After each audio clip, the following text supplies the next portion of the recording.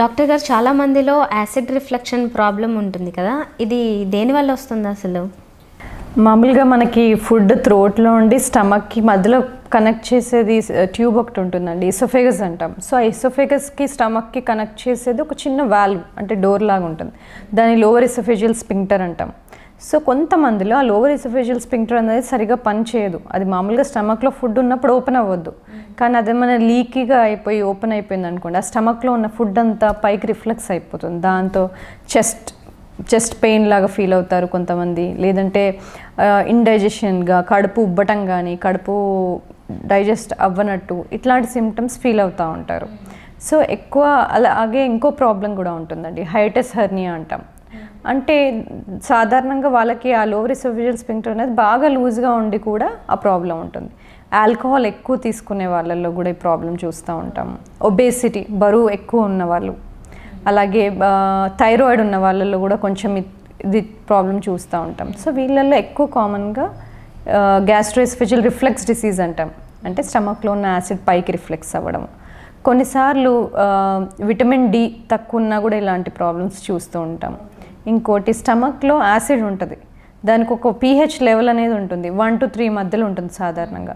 మనం చాలా రోజుల నుండి కొంతమంది ఎక్కువ యాంటాసిడ్స్, ఇప్పుడు షాప్లో దొరుకుతాయి కదా, యాంటాసిడ్స్ ఎక్కువ తీసుకున్నారనుకో, స్టమక్లో యాసిడ్ pH అనేది చేంజ్ అవుతుంది. ఆ యాసిడ్ pH చేంజ్ అయితే దాన్ని ఏక్లోరైడ్రీ అంటాం, దాంతో మళ్ళీ రిఫ్లెక్స్ అవుతుంది. సో లాంగ్ టర్మ్ యాంటాసిడ్స్ తీసుకున్న, ఆల్కహాల్ తీసుకున్న, ఎక్కువ బ్రెడ్స్ అంటే పిజ్జాస్ లాగా బర్గర్స్ లాగా అట్లా ఎక్కువ తీసుకున్నా కూడా ఇలా ఎక్కువ రిఫ్లెక్స్ సింటమ్స్ చూస్తూ ఉంటాం. టైమ్లీ ఫుడ్ తీసుకొని వాళ్ళు ఉంటారు, మీల్ టైం టు టైం తీసుకోకుండా. అలాగే స్లీప్ కూడా కరెక్ట్గా తీసుకోకుండా, వర్క్ షిఫ్ట్ డిజార్డర్ వాళ్ళ వర్క్ వల్ల కానీ, సో స్లీప్ టైంకి లేకపోయినా, టైమ్లీ మీల్స్ లేకపోయినా, కొంతమంది ఎక్కువ చాక్లెట్స్ తీసుకుంటారు, ఎక్కువ chocolates, high meet, red meat ఎక్కువ తీసుకున్నా. So meet, chocolates, high fatty foods అంటే ఎక్కువ ఆయిలీ ఫుడ్స్, ఇలాంటివి ఏం తీసుకున్నా కూడా ఎక్కువ యాసిడ్ రిఫ్లెక్స్ అయ్యి గ్యాస్ట్రోఎసోఫేజియల్ రిఫ్లెక్స్ డిసీజ్ లాగా సిమ్టమ్స్ చూస్తూ ఉంటాం అన్నమాట. ఓకే. సో దీనివల్ల నడుము నొప్పి కూడా వచ్చే అవకాశం ఉంటుందా ఎవరిలో అయినా? నడుము నొప్పి అని కాదు, ఇదే నొప్పిని డిఫరెంట్గా ఫీల్ అవుతారు కొంతమంది. ఛాతీలో నొప్పిగాను, కడుపులో వాపుగాను, వెన్నుపూసల్లో నొప్పిగాను, ఇట్లా డిఫరెంట్గా నొప్పిలాగా ఫీల్ అవుతూ ఉంటారు. సో వీళ్ళు తీసుకోవాల్సిన జాగ్రత్తలు ఏంటి అంటే, టైమ్లీ ఫుడ్ తీసుకోవడం, అది చాలా ఇంపార్టెంట్. కొంతమందికి స్ట్రెస్తో కూడా రిఫ్లెక్స్ అవుతుంది. స్ట్రెస్ని వాళ్ళు మేనేజ్ చేసుకునే విధంగా మెడిటేషన్ కానీ, యోగా కానీ, లేకపోతే చెట్లకి నీళ్ళు పోయడం కానీ, లేదా పిల్లలతో ఆడుకోవడం కానీ, ఎనీథింగ్ ఏదైతే స్ట్రెస్ తగ్గించుకునే మెజర్స్ ఉన్నాయో, స్ట్రెస్ తగ్గించుకోవడము, టైమ్లీ ఫుడ్ తీసుకోవడము, స్లీప్ సైకిల్ని కరెక్ట్గా సెట్ చేసుకోవడం, అంటే డైలీ సేమ్ టైంకి పడుకొని సేమ్ టైంకి లేసేలాగా. ఇంకా వెయిట్ హెల్తీగా మెయింటైన్ చేయాలి. ఓవర్ వెయిట్ అయినా కూడా ఇది రిఫ్లెక్స్ అయ్యే ఛాన్స్ ఉంటుంది. ఇవన్నీ జాగ్రత్తలు. ఇంకా నైట్ ఫుడ్ ఎప్పుడు తీసుకుంటాం అనేది చాలా ఇంపార్టెంట్. మనం ఫుడ్ తీసుకున్నాక 2-3 అవర్స్లో ఫుడ్ అనేది స్టమక్లో ఉండి వెళ్ళిపోతుంది. సో పడుకునే టైం కన్నా ఒక 2-3 అవర్స్ ముందు తినేయాలి ఫుడ్. అదే లేట్గా ఫుడ్ తీసుకొని పడుకున్నప్పుడు కూడా రిఫ్లెక్స్ అవుతుంది. సో వాళ్ళకి హెడ్ సైడ్ ఒక ఫ్యూ ఇంచెస్ ఎత్తుగా పెట్టుకొని పడుకోమని చెప్తూ ఉంటాం. సో ఇలాంటి జాగ్రత్తలు తీసుకోవాలి. ఆల్కహాల్ అలవాటు ఉన్న వాళ్ళు ఆల్కహాల్ మానేయాలి. చాక్లెట్స్ ఏమైనా ఎక్కువ తీసుకునే వాళ్ళు ఉంటే చాక్లెట్స్ తగ్గించుకోవడము, మాంసం ఎక్కువ తీసుకునే వాళ్ళు తగ్గించుకోవడము, ఇలాంటి జాగ్రత్తలు తీసుకోవాలి. ఓకే. మాంసం కానప్పటికీ కారము లేదంటే మసాలాలు ఎక్కువగా ఉన్నవి తీసుకోవడం వల్ల కూడా ఆ టైంలో మాత్రమే చూస్తుంటాం ఇన్స్టెంట్గా ఆ రిఫ్లెక్షన్స్ అనేవి. అది కొంచెం ఎక్కువైతే కూడా ఈ మెయిన్ ప్రాబ్లంకి వచ్చేసే అవకాశం. సిట్రస్ ఫ్రూట్స్ కూడా ఎక్కువ తీసుకున్నప్పుడు వెంటనే కొంతమందికి సిమ్టమ్స్ వస్తాయి. టొమాటోలు కానీ, స్వీట్ లైమ్ కానీ, ఆరెంజెస్ కానీ, స్పైసీ ఫుడ్స్, ఆయిలీ ఫుడ్స్ తీసుకున్న వెంటనే అలాంటి ప్రాబ్లమ్స్ వస్తాయి. సో అలాంటప్పుడు చిన్న ఇంట్లో చిట్కాలు వాడుకోవచ్చు. మజ్జిగ కానీ, లేదంటే సోంపు వాడుకోవచ్చు.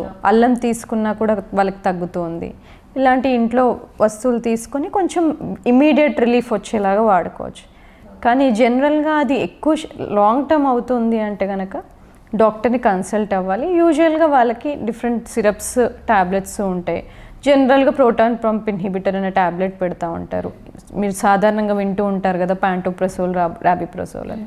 కానీ ట్యాబ్లెట్స్ ఇచ్చినప్పుడు కొంతమంది సంవత్సరాలు వాడేస్తూ ఉంటారు. అలా చేయకూడదు. ఎక్కువ సంవత్సరాలు ఈ ట్యాబ్లెట్స్ వాడాల్సిన అవసరం వాళ్ళకి పడుతుంది అంటే రిఫ్లెక్స్ చాలా ఏళ్ళుగా ఉంటుంది అంటే అది ఎక్కువ రిఫ్లెక్స్ అయినప్పుడు మన ఈసోఫేగస్ అనేది డ్యామేజ్ అయ్యి ఒక ప్రీ క్యాన్సర్ కండిషన్గా మారుతుంది. దాన్ని బ్యారెట్స్ ఈసోఫేగస్ అంటాం. అది అలాగే వదిలేస్తే, అలాగే ట్యాబ్లెట్స్ వాడుతూ పోతే, కన్సల్ట్ అవ్వకపోతే డాక్టర్ని, అది క్యాన్సర్ కింద మారే అవకాశం ఉంటుంది. కాబట్టి లాంగ్ టైమ్ యాంటాసిడ్స్ వాడే అవసరం పడితే డెఫినెట్గా డాక్టర్ని కన్సల్ట్ అవ్వాలి. అప్పుడు ఎండోస్కోపీ అనే టెస్ట్ చేసి ఎలా ఉంది మన ఈసోఫేగస్ అనేది చెక్ చేస్తారు. ఓకే. కొందరికి అంత తరచుగా కాకపోయినా మంత్లీ వన్స్ ఆర్ ట్వైస్ ఇలాంటి ప్రాబ్లమ్స్ వచ్చినప్పుడు జనరల్గా ఈనో లాంటివి తాగడము అప్పటికప్పుడు ఇవి చేస్తున్నారు. అది మంచిదే అంటారా? ఆ టైంకి అలా ఇంకొంతమంది కూల్ డ్రింక్ తాగుతారు, ఆ టైంలో రిలీఫ్ పొందుతారని. కార్బొనేటెడ్ డ్రింక్స్ చాలా డేంజరస్ అండి. అంటే పెప్సీ, కోక్ ఇవన్నీ తీసుకోకూడదు. వీటన్నిటిలో కార్బొనేటెడ్ డ్రింక్స్ అనేవి ఉంటాయి. మనం తిన్న వెంటనే బర్ప్ లాగా వస్తుంది కదా, అది రిలీఫ్ లాగా ఫీల్ అవుతారు. కానీ దాంట్లో ఉండే గ్యాస్, మనం తీసుకున్న డ్రింక్లో ఉండి రిలీజ్ అయ్యే గ్యాస్ మనం అది బయటికి వదులుతాం. కాబట్టి ఆ కార్బొనేటెడ్ డ్రింక్స్ చాలా తీసుకున్నా కూడా యాసిడ్ రిఫ్లెక్స్ అవుతుంది. అలాగే చూయింగ్ గమ్ వాడుతూ ఉంటారు చాలామంది. చూయింగ్ గమ్లో పెప్పర్మెంట్, స్పియర్మెంట్ అనేది ఉంటే దాంతో కూడా బాగా ఎసిడిటీ అవుతుంది, రిఫ్లెక్స్ అవుతాయి. సో చూయింగ్ గమ్స్ తీసుకున్నప్పుడు ఇలాంటివి అవాయిడ్ చేయాలి. స్పియర్మెంట్, పెప్పర్మెంట్ ఉన్నవి. ఫుడ్స్లలో కూడా సిమ్టమ్స్ ఉన్న వాళ్ళు సిట్రిక్ ఫ్రూట్స్ అవాయిడ్ చేయాలి. అందరూ తీసుకోకుండా ఉండాల్సిన అవసరం లేదు. ఇలాంటి సిమ్టమ్స్ తరచుగా చాలా ఏళ్ళుగా ఉంటుంది అంటే వాళ్ళు ఈ సిట్రస్ ఫ్రూట్స్ అనేవి, టమాటాలు, ఆరెంజెస్ ఇవి అవాయిడ్ చేయాలి. లేదంటే ఎక్కువ హై ఫైబర్ డయట్ తీసుకోవాలి. ఓకే. అండ్ కొన్ని ప్రత్యేక పరిస్థితుల్లో నేను కొందరిని క్లోజ్గా అబ్జర్వ్ చేశాను. ప్రెగ్నెన్సీ టైంలో ఈ యాసిడ్ రిఫ్లెక్షన్స్ చాలా ఎక్కువగా చూసాం. మొత్తం సాఫ్ట్ ఫుడ్డే తీసుకున్నా, ఓన్లీ కర్డ్ రైస్తే తీసుకుంటున్నప్పటికీ యాసిడ్ రిఫ్లెక్షన్ వల్ల మంట రావడము, భరించలేకపోవడం చూసాం. అది ఏమవుతుందంటే యూట్రస్లో బేబీ సైజ్ పెరుగుతున్న కొద్దీ, యూట్రస్ సైజ్ పెరుగుతున్న కొద్దీ స్టమక్ పైన ప్రెషర్ పడుతుంది. ఆ ప్రెషర్ వల్ల వాళ్ళకి ఆ రిఫ్లెక్స్ సిమ్టమ్స్ అనేవి వస్తూ ఉంటాయి. సో ప్రెగ్నెంట్ ఉమెన్కి అందుకే చిన్న చిన్న మీల్స్ తీసుకోమని అడ్వైస్ చేస్తూ ఉంటాం. లార్జ్ మీల్ తీసుకోకుండా, ప్రెషర్ ఎక్కువ లేకుండా చిన్న చిన్న మీల్స్ తీసుకోవడము. అలాగే పడుకున్నప్పుడు జాగ్రత్తలు తీసుకోవడం, అంటే కొంచెం తల ఎత్తుగా పెట్టుకొని పడుకోవడము. అలాగే రాత్రి ఎర్లీగా డిన్నర్ చేయడము. ఇలాంటి చిట్కాలు యూస్ చేసుకోవచ్చు. అలాగే తిన్న వెంటనే పడుకోకుండా, తిన్న వెంటనే కొంచెం వాకింగ్ చేయాలి. అండ్ తింటున్నప్పుడు వాటర్ తాగకుండా, తిన్న తర్వాత వామ్ వాటర్ అది తీసుకున్నప్పుడు కొంచెం ఈజీగా ఉంటుంది. అండ్ వాక్ చేసినప్పుడు కూడా ఈజీగా ఉంటుంది. సో యాసిడ్ రిఫ్లెక్షన్స్ వచ్చిన వారు ఎవరైనా తగ్గించుకోవాల్సిన ఫుడ్స్ చెప్పారు. అండ్ ఎక్సర్సైజెస్ ఏమైనా దీనికి ఉపయోగపడతాయా అసలు? యాజ్ సచ్ జనరల్గా ఓవర్ వెయిట్ ఉంటే కూడా రిఫ్లెక్స్ సిమ్టమ్స్ చాలా ఉంటాయి ఓవర్ వెయిట్ ఉన్న వాళ్ళకి. సో హెల్దీ వెయిట్ మెయింటైన్ చేసుకోవాలి. దాని గురించి డెఫినెట్గా ఎక్సర్సైజ్ ఇంక్లూడ్ చేయాలి.